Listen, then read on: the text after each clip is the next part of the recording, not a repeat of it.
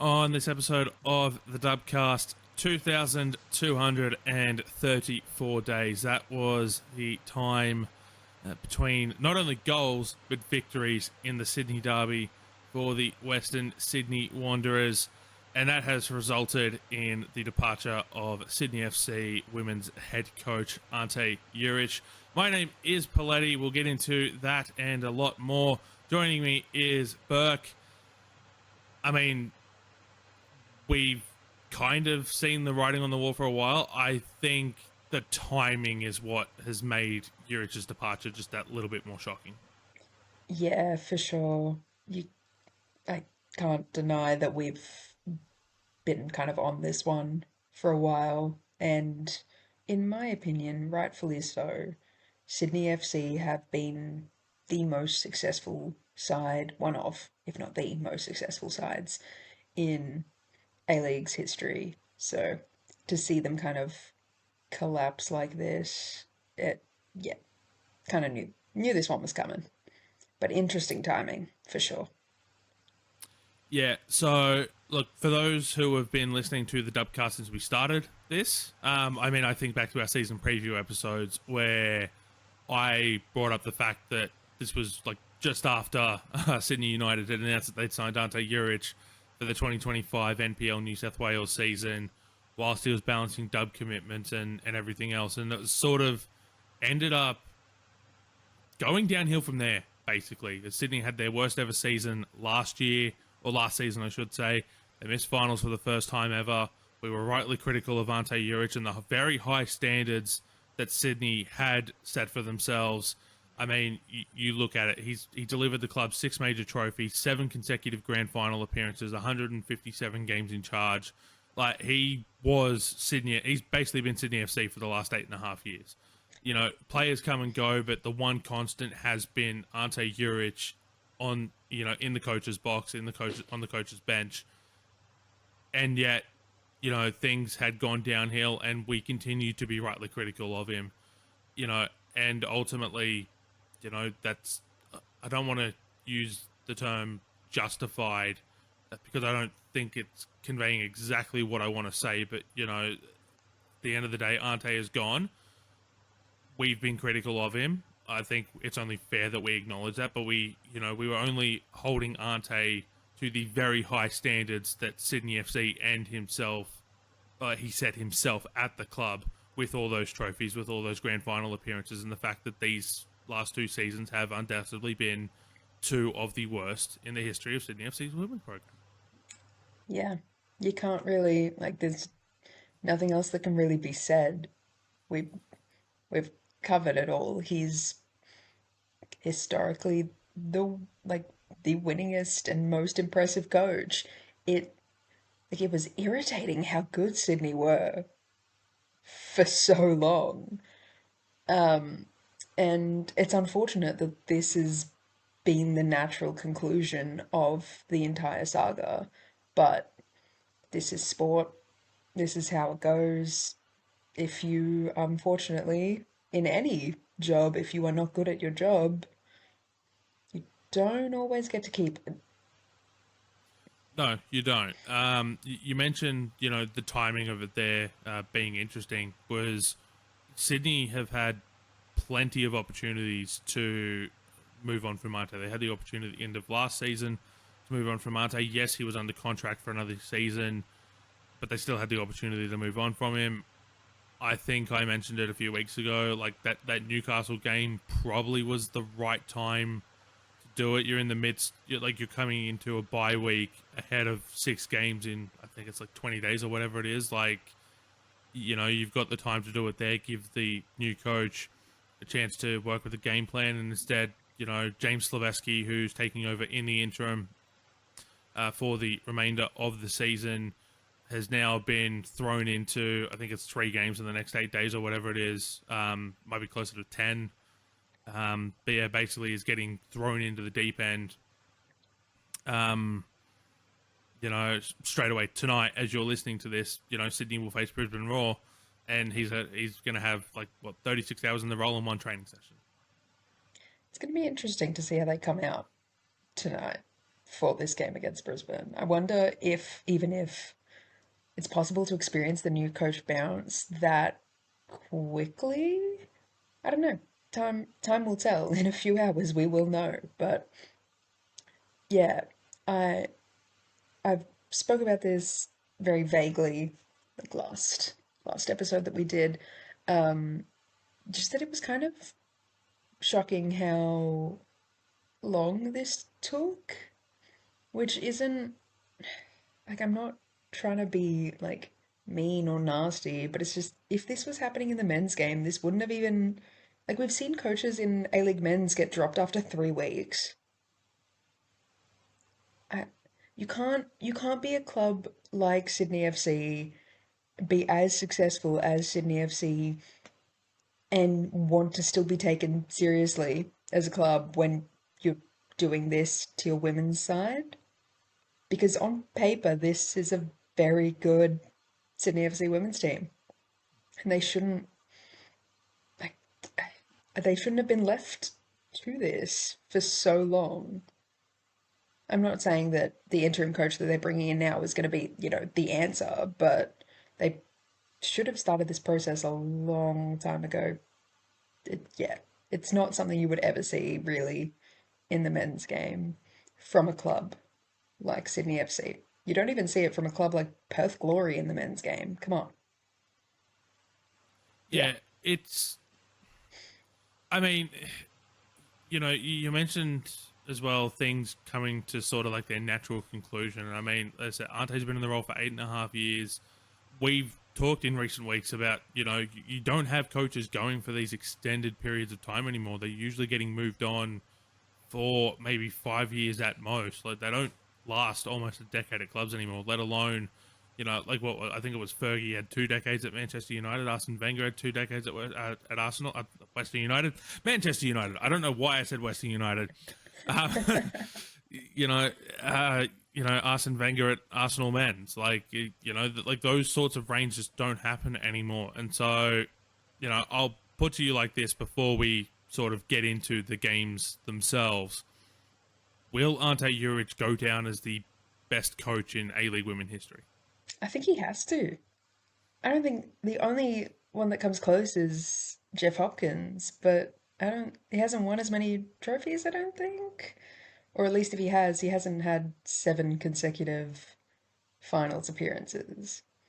Like don't take anything that we've said as like disparaging against Ante Juric because he is absolutely by far an incredible coach. He wouldn't have the numbers that he has.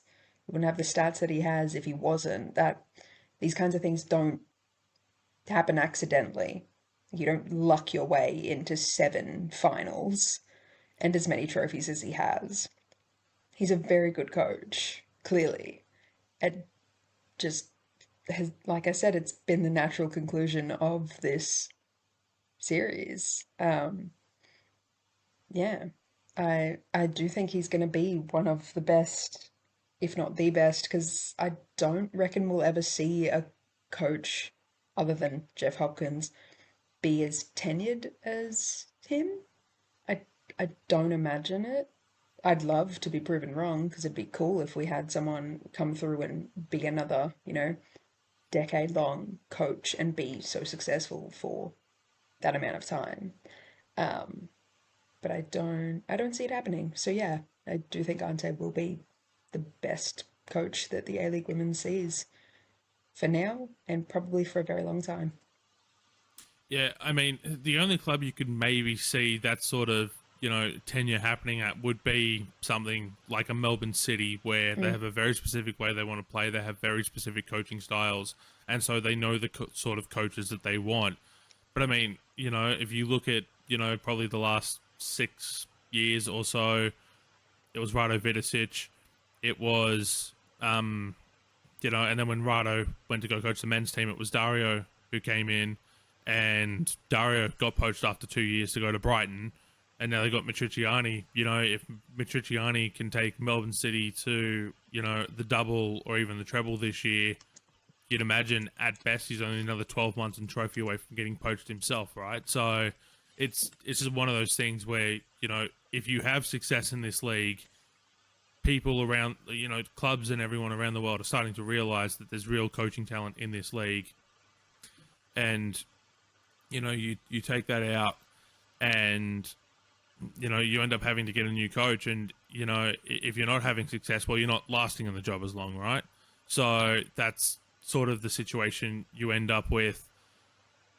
And you keep, you keep going with that. So I think that is, I think that is genuinely a fair way to look at it. It's going to be a very long time, if ever, before we see a coach have that sustained level of success again, because they'll likely end up getting poached to another job. On the 2 games that Sydney FC have played themselves in the last 2 weeks, or in the last week since we last recorded, it was a 0-0 draw with Perth Glory. And then they had the 3-2 derby loss against Sydney FC. First goals in more than 2,200 days for the Wanderers. First win for the Wanderers. Sydney FC opened the scoring through Riley Tanner, and if you watch the footage of this, you could just see the emotion that was on the faces of the Sydney FC players. They knew how much that goal meant. They knew what it meant to score not only just score in the derby, but that was only their 7th goal scored all season. Wellington put 7 past them a few weeks back. Like, that is how long it has taken Sydney FC to reach 7 goals. And then the Wanderers turned it on just before half-time, and they came out with the momentum in the second half, and became 3-1, and then 3-2, and 2,234 days later, the Western Sydney Wanderers have finally won the Sydney Derby again. And you know what? Good for them. Good for them. This has been a long, long, long time coming. Yeah, they just did everything right. Obviously, conceding early is not easy to come back from. And I'll be honest, I didn't watch this game live, but when I saw the notification for that goal, I was like, ow, okay, Sydney are going to do it. Whatever. Closed my phone, watched the concert, opened my phone at the end of the concert. Hello? Hello, Western Sydney Wanderers? Welcome back, Western Sydney Wanderers. Unfortunately for them, because of their goal conceding rate, they are still pinned to the bottom of the table, but they are now at equal points with Sydney FC. So a win, a draw, anything for them, and a loss for Sydney pins them, well, takes them up and over, doesn't it? But yeah, the game was interesting. Obviously, Sydney had a moment towards the end where they looked like they were gonna try for something, but they just didn't have enough time to kind of find an equalizer there. Yeah, the Sydney just ran out of time. I mean, games have they mostly have a prescribed length. It's 45 minutes plus stoppage time. And obviously stoppage time can theoretically be unlimited. But they generally have a set prescribed game time of, somewhere in that 95, 96 minute mark. And, occasionally you'll go over that. But that is, generally speaking, how long games go for. And yeah, Sydney just ran out of time. I mean, I don't think there's too much more to say about this, to be perfectly honest. Heather Hinds missed the game through illness. Tiana Robertson came back in, which saw Sophia Fante move to the bench. So Sydney FC have now have a 2-8 match day squad, have now named all 8 goalkeepers over the last 2 seasons that are on the books. An insane stat, I know. But they've still only played 6, which I think is, okay, it's higher than usual, but 6 is a lot smaller than 8. So, I think, from that perspective, it'll be interesting to see what their interim coach James Slaveski does. A little bit on Slaveski, the NPL assistant coach has been an analyst at a number of A-League's clubs over the years. and it was also part of the Matildas set up under Joe Montemuro as the lead analyst. So plenty of experience in football. Been coach of some school teams and some underage teams as well around various various parts of the country as well. So bit of experience, none at this level. But for Sydney FC, they obviously had to work quickly once they made the decision to move on from Ante Juric to get someone in, and the NPL assistant coach is right there. It'll be interesting to see, as you mentioned a little bit earlier, how well things play out for Sydney FC over their next 7 games. Theoretically, not eliminated from the finals race, but they're going to need a lot of things to go right. I think everything, and then some, and possibly divine intervention as well. Yeah. Yeah. Good luck. Well, yeah, but we'll wait and see what happens. Now, I was going to mention this off the top, but obviously the Ante Juric news kind of ended up, being the takeover of this podcast in the early stages. So we recorded on Tuesday morning last week for our Wednesday release.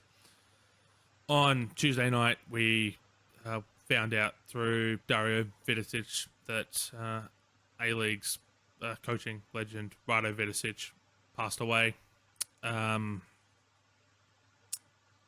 Yeah, it was tough to take. Still kind of tearing up about it now. Just it's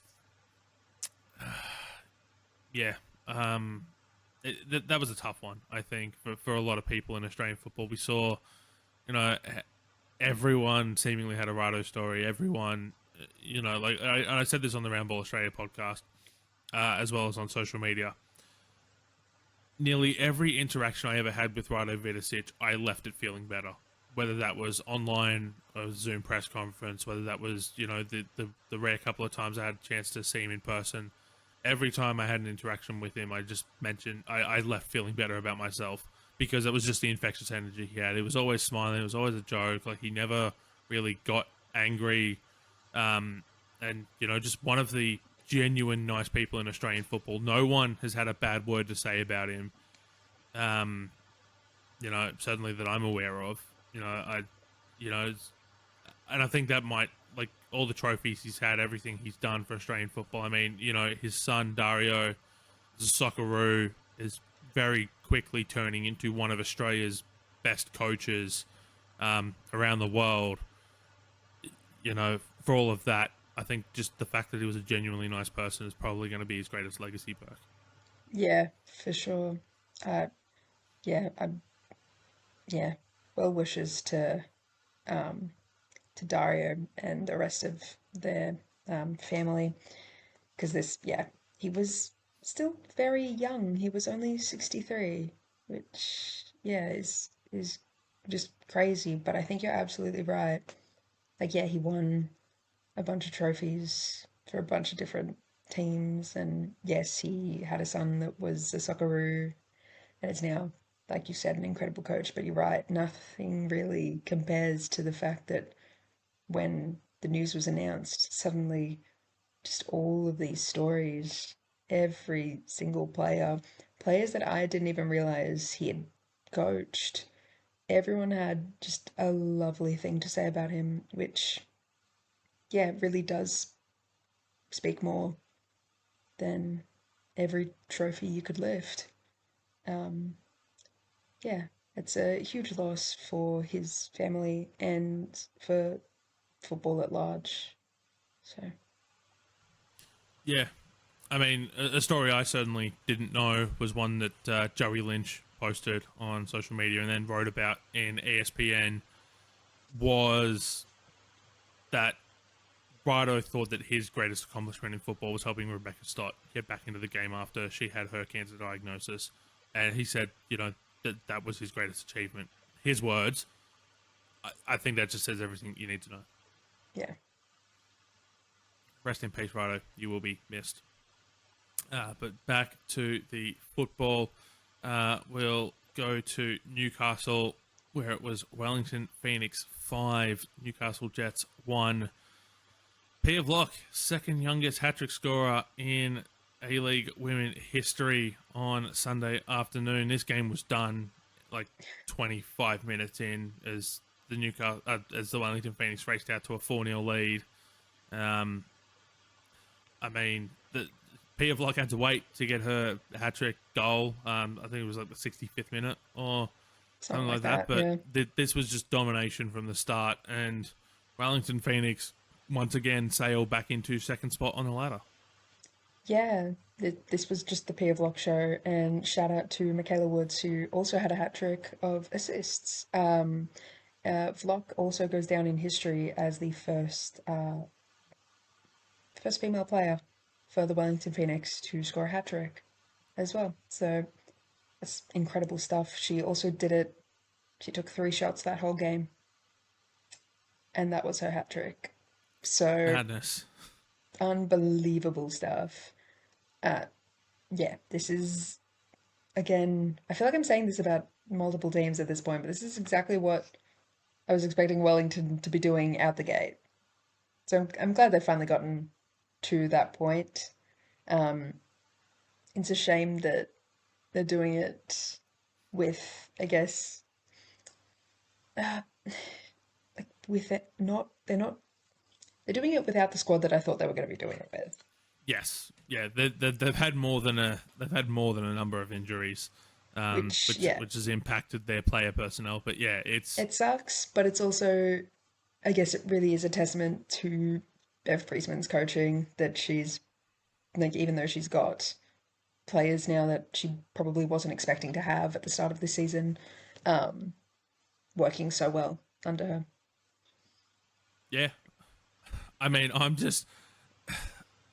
just mentioning the idea of Pia Vlock's hat trick, like, and I know I've brought this up before, but I can't help but think back to the interview I did with Bev before the season kicked off, where she mentioned just, someone like a Pia Vlock is just so exciting and a great project to want to work with, and that's just the second youngest goal scorer in A-League women hat trick scorer in A-League women history. Like, it's just so baffling that like I can't even imagine Bev in her wildest dreams when she was putting together this season would have thought that 17-year-old Pia Vlock was going to be, the centerpiece of her attack. Yeah, no. If she did think that, I need the lottery numbers immediately. I think we all need the lottery numbers, and I don't know about you, but we're putting them straight into Canberra United. Yeah, obviously. Although, I don't know if Canberra United need much help from us at this point. They're doing pretty well. Pretty well. Yeah, they're third on the ladder. We'll get to them in a moment. On the Newcastle Jets side of things, this is just bad day at the office. Yeah, this is just their topsy-turvy season continuing that we've already sort of talked about. I mean, they've got 5 wins, 1 draw, 7 losses. Like, they don't really have anything other than win or lose in their kit bag, and this was just one of those losses. Yeah.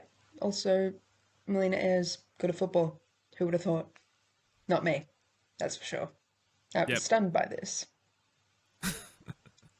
It should also be noted, Anna Leott missed this game. Their starting goalkeeper, Georgia Ritchie, was in goals for this one. Bad day at the office.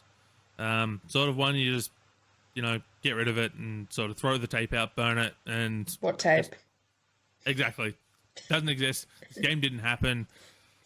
But a game that did happen was Canberra 3, Melbourne Victory 1. This is an interesting game because it was 0-0 at half-time. It was a red card for denial of an obvious goal-scoring opportunity against Claudia Bunge. Melbourne Victory come out and open the scoring to start the second half, and you think, oh, okay, maybe they're just going to hold on, Canberra came in and absolutely, dominated that second half once that goal had gone in and finished 3-1. Sasha Grove, Mary Stannis Floody, and Tegan Bertolicio with the goals. Sasha Grove. I said in our group chat at halftime, if Canberra don't win this, I'm putting the line through them because Melbourne Victory are already down to 10 at halftime. Like I didn't think they could win the premiership from there if they didn't come back and like just take advantage of it. And we've seen a lot of teams across both the men's and the women's competition this season struggle with the player advantage and not be able to go on and do the job. Absolutely no issues here for Canberra. None at all. I think this was Victory were a little hard done by because this red card that was given out to Claudia Bunch has now been downgraded to a yellow, so she won't Yep. actually be missing the next game. Um, Again, I mentioned this before, I mentioned it 100,000 times. If we had just one more camera, if we had just one more camera, I fear this would not maybe have happened. Um, because from the footage that you can see that's available, it does really look like a shoulder to shoulder challenge, but you can't tell exactly because it's on an angle. Um, I think the problem there is, and I've said this before. It's very hard to be a referee. It's oh, very for easy to sure. criticize them, but it's very hard to be a referee. We saw a similar challenge in the Wellington Adelaide game, uh, a couple of weeks ago, and the Wellington player was given a yellow card Mm, in that particular challenge, and it very much looked like it was a very similar situation, just in terms of the fact that there was that player tracking back, yeah, and like without knowing the exact angle that I think it was exactly. Beck Mackey who was on this game Yes, had in terms of where she was positioned and what she saw with Claudia Bunge's challenge. I can understand why she's given it a red absolutely. card for denial of an obvious goal scoring opportunity. Absolutely. But So, but if we had one more camera, we may have a different outcome here because the fourth official may have, you know, there's no VAR, there's no uh, video support challenge, so you don't necessarily get that different outcome. uh, It's just you get that like it went down as an Melbourne Victory put in mm, an obvious error application, and the yeah, card was subsequently downgraded. I can see why Beck Mackey's given it in real time. I can yeah, also see why it's been overturned. yeah. Who'd want to be a referee? Not me. That's why I'm not. That's why I sit here and talk, and I don't referee, and I don't coach, and I don't do anything else. But yeah, I think Victory were a bit hard done by with that red card. But I also think Canberra were just very, very, very good. Stanish Floody, 2 minutes on the pitch, scores a goal. Good stuff. Unfortunately for her, I think she will remain relegated to a super sub, but I think she kind of excels in that role anyway, so I don't think it's too much of a loss, sort of. I mean, obviously she'd want to be playing a full 90, but it's kind of hard to argue that when you're doing so well as a super sub, Yep. sort of. But yeah, Canberra, very good. Victory, unfortunate, but yeah, I didn't. It's hard to judge this game because of that red card. Obviously, you can only judge what you see and what you have. So yeah, I think they were a bit rattled by that red card. I think the Kennedy White goal gave them a real lift for all of like 15 minutes, and then it just Canberra were just too much for them to be able to manage with a player down, especially a player as kind of pivotal as Claudia Bunge. Yeah. On Melbourne Victory, they've got 6 games to go. They're 2 points outside of the six. They've got they've 5 wins, 2 draws, 7 losses. Are they gonna miss finals? I, I don't know. Are we I feel like we're at panic stations, but hands are hovering over the button. The wheels are rattling. They're very close to coming off. it will take a much like how Sydney is still able to somehow magically get into finals, which I don't even want to entertain that prospect. Victory much closer to being able to make finals. It'll take a masterclass of coaching and of results kind of also going their way, sort of thing. Um, but yeah, I think hands are hovering over the button. The people are in the panic station, but they haven't activated it. After this weekend, they may have hit the button. We'll see. We'll see. Yeah, I mean, look, the advantage for Melbourne victory is that if they beat the Newcastle Jets in Shepparton this weekend, they go into the six, regardless of what else happens, because the Central Coast Mariners have the bye. So, if you win, you're in, and then it's your spot to lose. So it'll be interesting to see how that plays out on Canberra. They're equal second with the Wellington Phoenix in third on goal difference. Both teams are only 2 points behind Melbourne City, and we'll get to Melbourne City's game in a moment. Is this going to come down to the final week? I hope so. Is it not so much more fun when it comes down to the final week? I just I mean, imagining a scenario here where you've literally got. I mean, there's literally 4 points separating first and sixth. I don't quite think we'll get to okay, all six placing spot in the finals are up for grabs, but like first to fourth, going okay. If you win, you've got the week off. If you don't, you've got a home final and have to go the long way. Like, the excitement there would be amazing, honestly. Very anxiety inducing for many, many people. But I agree. I think yeah, it'll be very, very exciting if this is what it comes down to. And this is like kind of the best part of sport. I mean, I wouldn't say it's the I can't yeah, you can't really say it's the best part of the dub because this is the dub is doing this every week. Like every week, everyone's spot is essentially up for grabs, especially this season.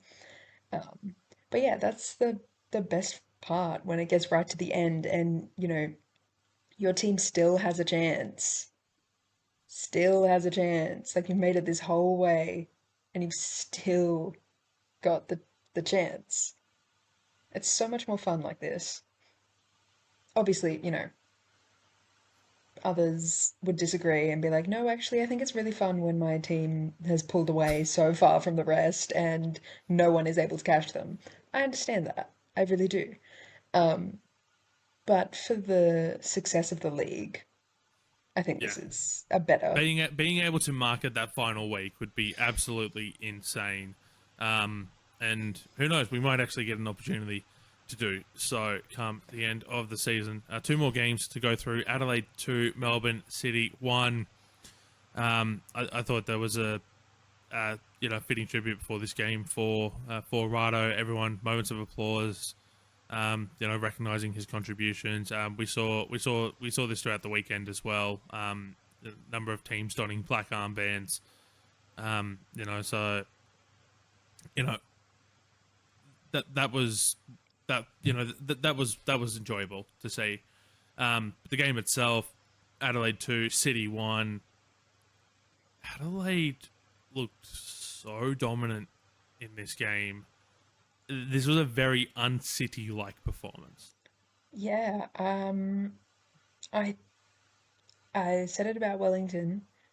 This is also the kind of Adelaide that I was expecting from out the gate.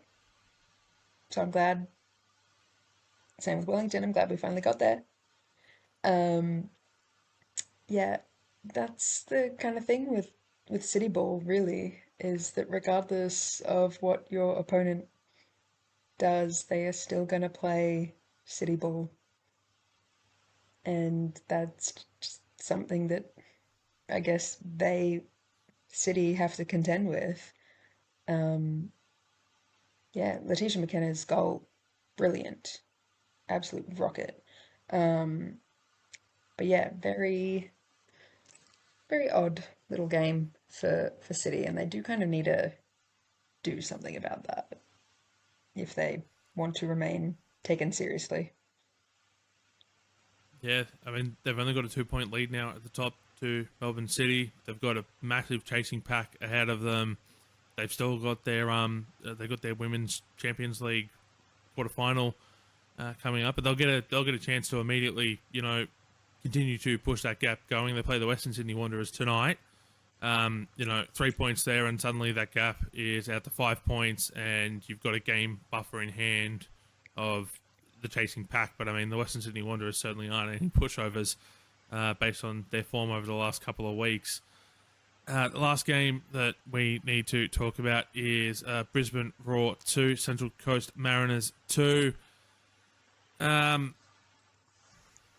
don't have too much to say on the game itself, but Sean Fryer going down very late in this game. It was, for those of you who haven't seen it, it was sort of like started as a shoulder to shoulder with Annabelle Martin, but then Sean Fryer pulled away and went down under what looked like no contact. Like, this looked very much just like a no contact. She's put her foot into the ground wrong and her knees just completely buckled on her. She was immediately in severe discomfort. Trainers called onto the field immediately. She did leave under her own weight, or was sort of assisted off under her own weight. But look, do I need to say what my immediate thought was? No, no, you can keep that to yourself. Thank you. I think I would prefer if you did. I think everyone would prefer if you did. Yeah, no good. No good. Asian Cup is literally weeks away. I'm crossing every finger and toe and eyes and arms and the whole thing that this is not any kind of serious injury. Um, Unfortunately, only time will tell. Um, yeah, but this really was the Rasmussen show, wasn't it? And her, well, it was a couple of players actually their final sort of swan song in the dub. Um, but yeah, Rasmussen really dragged Central Coast out of this. And Brisbane kind of threw it away. They blew two leads. Yeah, yeah. Uh, Not great form from Brisbane to be doing that. But yeah, But they'll get the chance tonight to turn that around against Sydney FC at Leichhardt Oval. This game, of course, rescheduled from late December when the Leichhardt Oval pitch was apparently not suitable for football.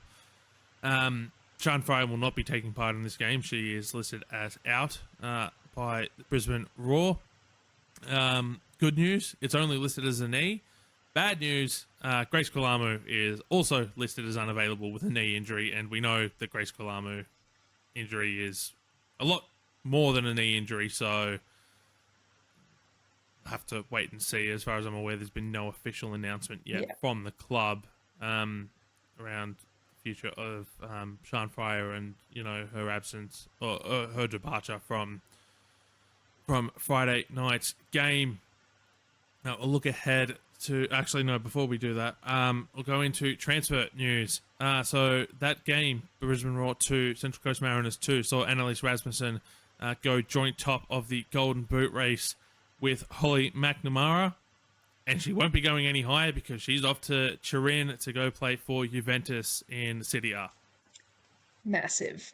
That is massive. I am so happy for her, and I hope this deal works out for her. Yeah, there's still apparently she could play Champions League football if they're quick enough to register, and I hope they are because that would be so sick. Um, yeah, really good stuff. It further kind of proves the point that I have been making, that we have been making, that the PFA have been making. There's money here if you would like to make it. If you would like to sign your players on multi-year deals, there's nothing stopping a big club like literal Juventus coming knocking on your door and saying, hey, we'll take the homegrown talent Yep. and we'll pay you for her. A proper homegrown talent. She was the first player signed Hello. by the club on their reintroduction to the league. She's come through the academy structures. The girl from Um, Gosford. Come on. yeah. You, It, the yeah. you can, Yep. like, you can write it, but it's even better that it's real. Like, Yeah. come on. No, 100%. Come Uh, on. so her transfer was for what is reported as a club record fee. No actual number, which frustrating, but this Whatever. is what we've It's become money. used to in the A-League women. Club record fee, not a league record fee. So, well, it might still be a league record fee, but it's reported as a club record fee. We've, and she immediately goes to Juventus and signs a multi-year deal as well. Come on. So, Come she's on. Let's start it, making it, money, guys. it's almost comical at that at that point. I Um, need I need all I need all the owners' eyes to start turning into dollar signs. Like let's do something, guys. Please. Who was it? Was it was it the owner of Central Coast who was complaining that there was no money in the women's game? it was Richard Peel, yes. Well, how about that? How I mean, the club is about still that? currently owned by the league, so there is that. Yeah, But my point still stands. I get your point. Yes, Not only is there money in the game, it's actually in your backyard. How about that?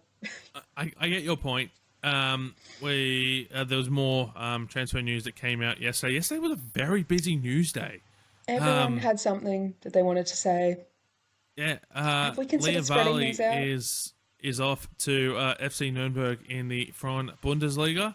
And good for her. Yep. And good for her. I really loved the tweet that they posted about signing her because they were very excited to kind of mention how tall she is. I thought that was really funny. Yep. That was reported by Brisbane Raw as a significant undisclosed fee. So again, no number. But there's money. Yes, there is. So the club's got transfer fee for Leah Varley as well. And then the other move to talk about yesterday is Alana Murphy to Nottingham Forest. Now we know she left the Dub at the end of last season and found herself in the Frauen Bundesliga at Sand, I think it was. Yeah, I'm sure I some butchered that pronunciation completely, but some club rainbow German club team. most people have never heard of in a Yeah. league. Most people have never watched here in Australia at least. Yeah, And now she's off to the WSL2. I like it. I really do. Mostly because this means we may actually be able to watch her and she's not, kind of rotting away in some random second tier league. Obviously, WSL2 is still a second tier league, but I feel it's not as random as a German second tier league. So, No, like we've seen plenty of Aussies go to the WSL2 before and have success. So yes, and let Alana Murphy be another one of them. Please, God, if you're out there, let it be her. it would be nice to see indeed. We're going to talk a little bit of Women's Asian Cup now. Obviously this is part of the competition regulations. I certainly hadn't heard any formal announcement on it until I was listening to ABC Grandstand on Sunday afternoon. Sarah Walsh in an interview with Matt Clinch mentioning that we'll have 26 player squads for the Women's Asian Cup. Surely that means Mary Fowler's a lock now. Yeah. Okay. This is also why I'm not a coach, but she was a lock for me regardless. Like, there was in no way, shape, or form we weren't taking her in my mind. And to be fair, we've done sillier things in tournaments for players that aren't Mary Fowler. Yes. So I mean, we all remember the Women's World Cup and Kaya Simon, right? I was trying to be vague.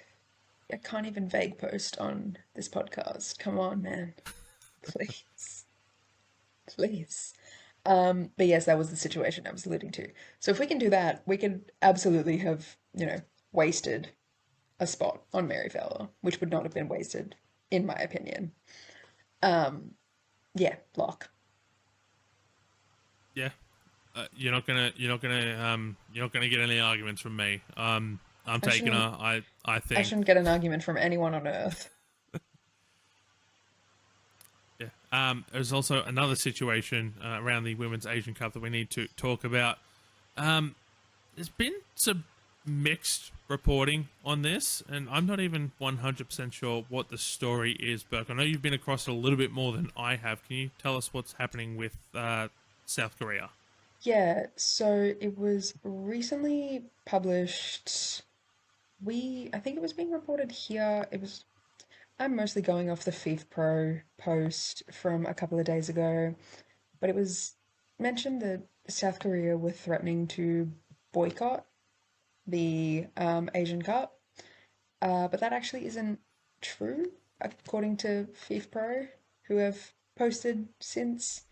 Um, Obviously, we all know that in the women's game, there's a lot of inconsistency between the way men's teams and women's teams are treated.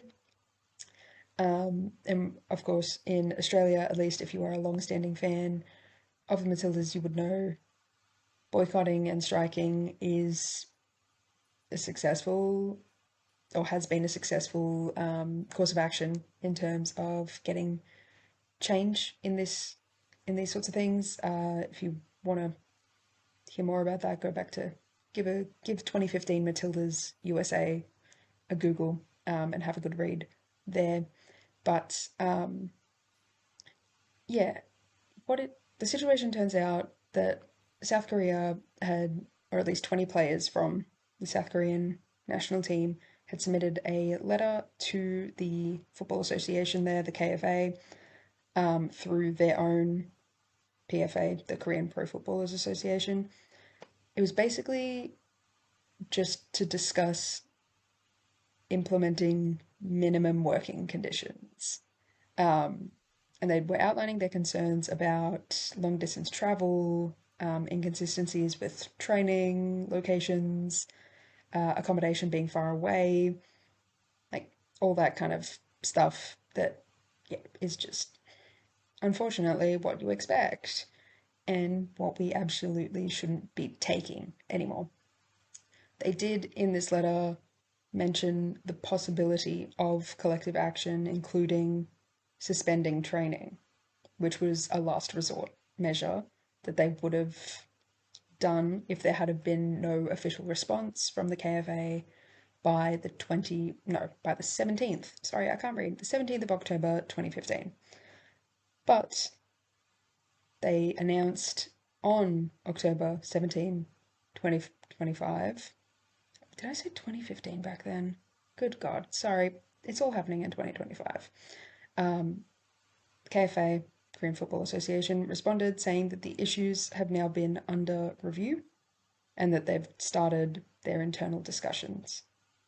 So the real thing is that before they could actually start any of this dialogue, parts of the letter were released to the media, and then everyone got all up in arms about like the boycott and the threatening to strike for against the Asian Cup, which obviously caused stress and concern for the players because that's not at all what it seems they were going for. Um, but yeah, it looks like we won't have to worry at this point in time, at the time of recording, we don't have to worry about South Korea not appearing at the Women's Asian Cup. Obviously, if the dialogue breaks down and they do have to strike, I personally fully support them in that. It will be interesting to see how the Asian Cup deals with that, if that's something that they have to deal with. But I always support a strike. You'll never catch me breaking a line. Yep. I mean, like I said, you've been across this a lot more than I have, so I'm not necessarily going to speak out of turn. So that's your Women's Asian Cup update as we get closer to the tournament. We've also got a Football Ferns squad to talk about.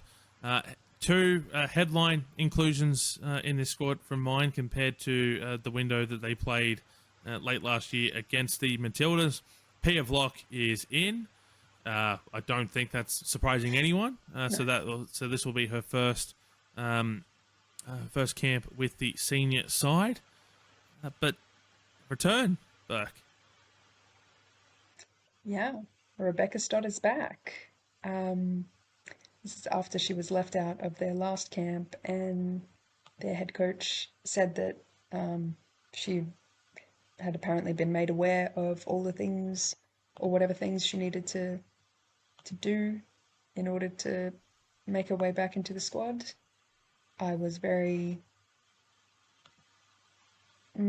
what's the word I'm trying to use here?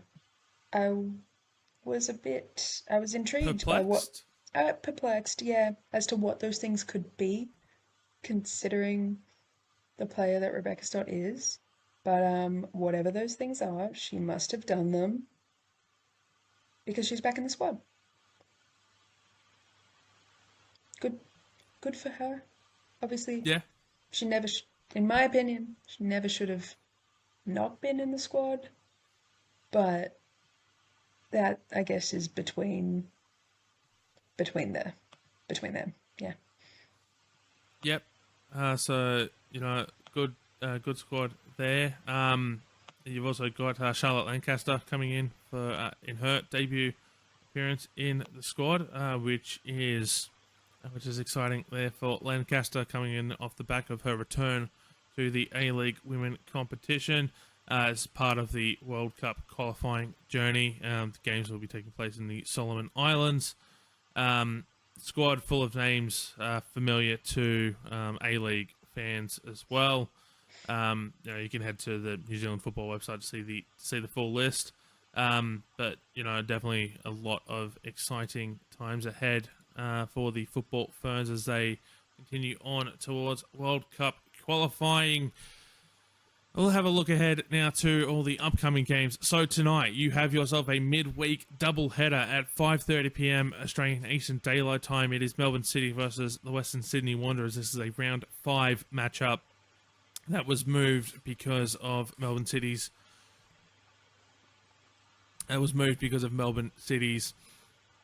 Asian Women's Champions League group stage matchups.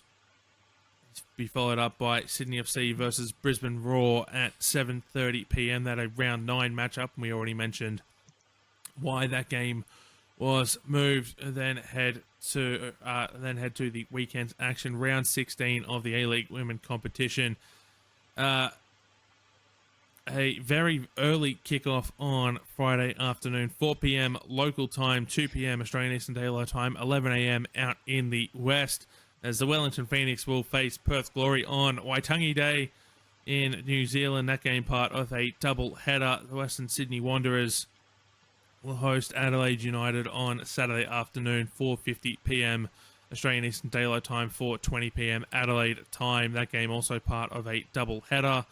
Then it is Melbourne Victory up against the Newcastle Jets. That game out in Shepparton.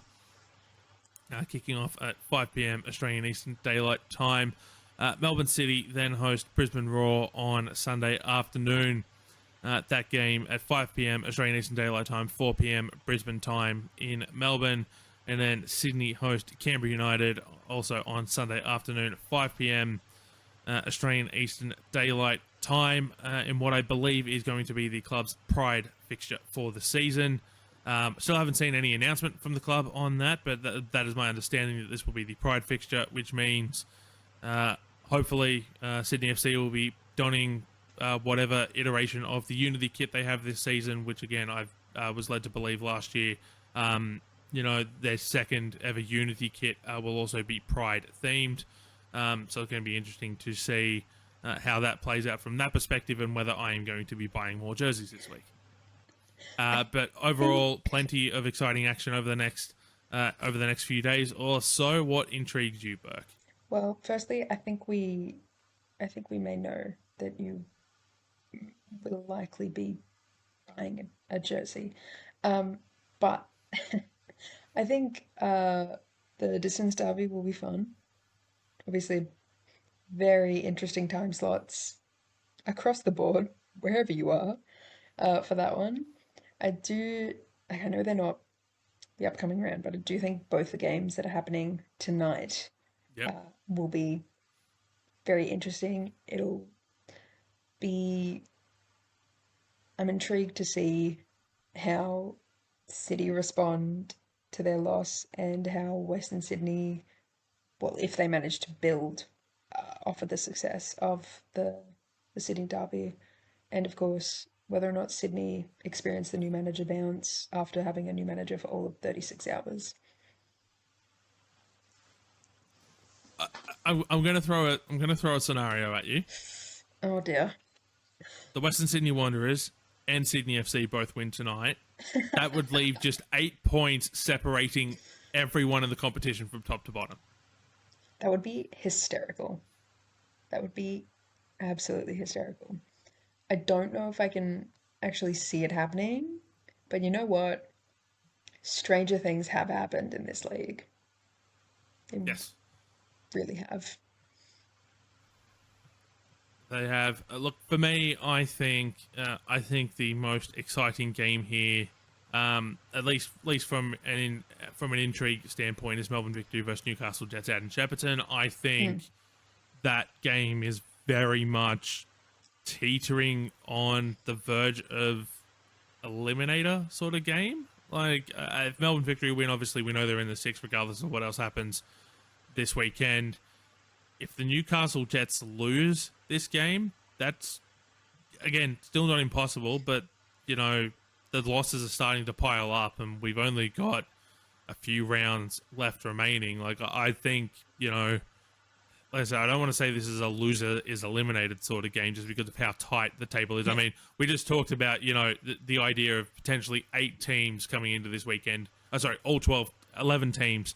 I'll get numbers right eventually, being separated by 8 points. So there's only one way to, you know, see how it plays out. But I think that game, you know, just from what it means for the standings, intrigues me the most. But that will do it for this episode of the Dubcast. Whew, that was a lot to get through. That was a lot. It was a very, very long, long chat. But you know what? What can you do? When there is news, it must be spoken about. And we will be back next week to break down all 7 of those games for you and anything else that pops up over the next 7 days. But for Burke, my name is Poletti. Thank you so much for tuning in, and we'll speak to you next week.